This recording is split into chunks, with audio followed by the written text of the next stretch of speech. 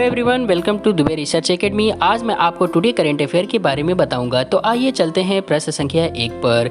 भारत ने सुरक्षा के क्षेत्र में एक और उपलब्धि हासिल करते हुए किस राज्य के पोखरण फायरिंग रेंज में एंटी टैंक गाइडेड मिसाइल यानी कि नाग का आखिरी परीक्षण किया है?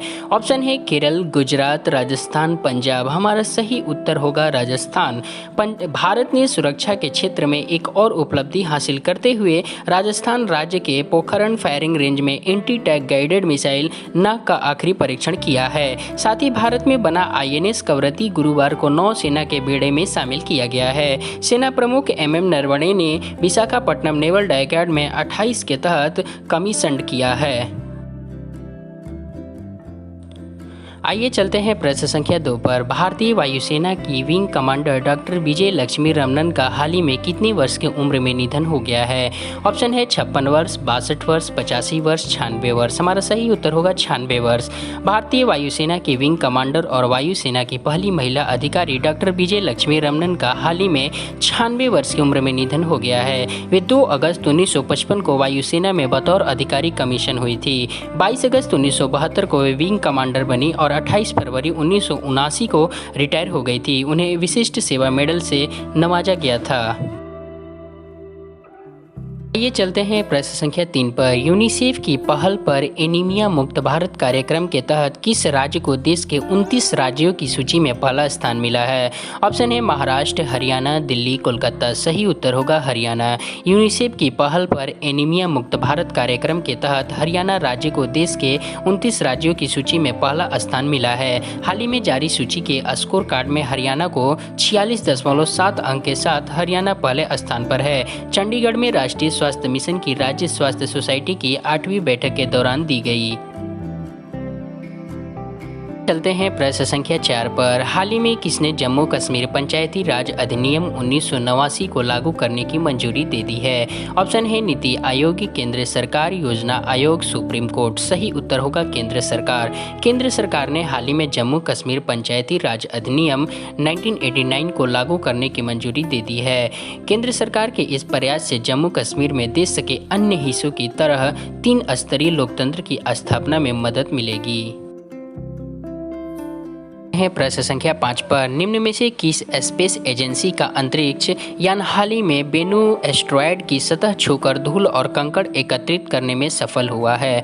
ऑप्शन है ईसा, नासा, इसरो। इनमें से कोई नहीं। सही उत्तर होगा नासा। अमेरिका की स्पेस एजेंसी नासा का अंतरिक्ष यान हाल ही में बेनू एस्ट्रॉयड की सतह छूकर धूल और कंकड़ एकत्रित करने में सफल हुआ है। यह क्षुद्र ग्रह वर्तमान में पृथ्वी से 200 मिलियन मील से अधिक दूरी पर है। यह यान इन एकत्रित कणों को वर्ष 2023 तक पृथ्वी पर पहुंचा देगा।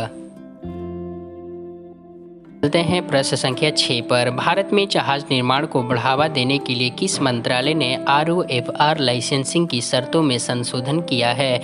ऑप्शन है रेल मंत्रालय, खेल मंत्रालय, महिला मंत्रालय, जहाजरानी मंत्रालय। सही उत्तर होगा जहाजरानी मंत्रालय। भारत में जहाज निर्माण को बढ़ावा देने के लिए जहाजरानी मंत्रालय ने पहले इनकार का अधिकार ROFR लाइसेंसिंग की शर्तों में संशोधन किया है।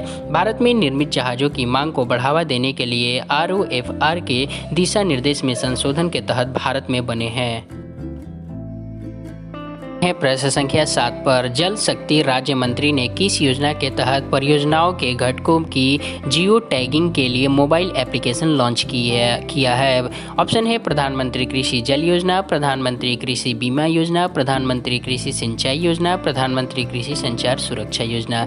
सही उत्तर होगा प्रधानमंत्री कृषि सिंचाई योजना। जल शक्ति राज्य मंत्री ने प्रधानमंत्री कृषि सिंचाई योजना के तहत परियोजनाओं के घटकों की जियो टैगिंग के लिए मोबाइल एप्लीकेशन लॉन्च किया है। ऐप को लॉन्च किए जाने के अवसर पर मंत्री ने कहा कि 2016-17 में केंद्रीय सरकार ने राज्यों के साथ परामर्श से PMKYC AIBP के तहत चरणों में पूरी की जाएगी। चलते हैं प्रश्न संख्या 8 पर। निम्न में से किसने हाल ही में विश्व बैंक IFM वार्षिक बैठक 2020 को वर्चुअल माध्यम से संबोधित किया है? ऑप्शन है नरेंद्र मोदी, डॉक्टर हर्षवर्धन, रामनाथ कोविंद, नितिन गडकरी।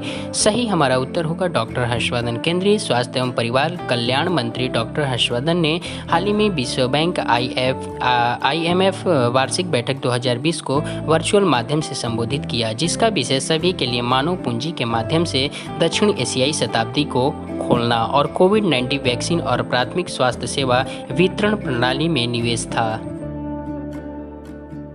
हैं प्रश्न संख्या 9 पर श्री नितिन गडकरी ने केवीआईसी द्वारा डिजाइन किए गए और खादी के कपड़ों से बने भारत के कौन से उच्च गुणवत्ता वाले फुटवियर का शुभारंभ किया है? ऑप्शन है पहले, दूसरे, तीसरे, चौथे। सही उत्तर होगा पहले।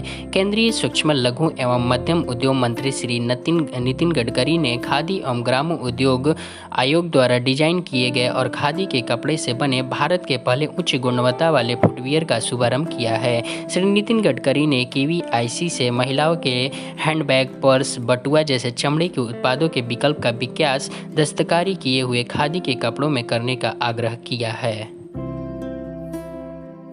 ये चलते हैं प्रश्न संख्या 10 पर। आईपीएल के 13वें सीजन में किस आईपीएल टीम के गेंदबाज मोहम्मद सिराज एक मैच में 2 मेडन ओवर फेंकने वाले पहले बॉलर बन गए हैं? ऑप्शन है Chennai super king, Kolkata night Riders, royal Challengers Bengaluru, Delhi Capitals. सही उत्तर होगा रॉयल चैलेंजर्स बेंगलुरु। आईपीएल के 13वें सीजन में रॉयल चैलेंजर्स बेंगलुरु यानी कि आरसीबी टीम के गेंदबाज मोहम्मद सिराज एक मैच में 2 मेडन ओवर फेंकने वाले पहले बॉलर बन गए हैं। उन्होंने इस मैच में 4 ओवर में 8 रन देकर 3 विकेट लिए।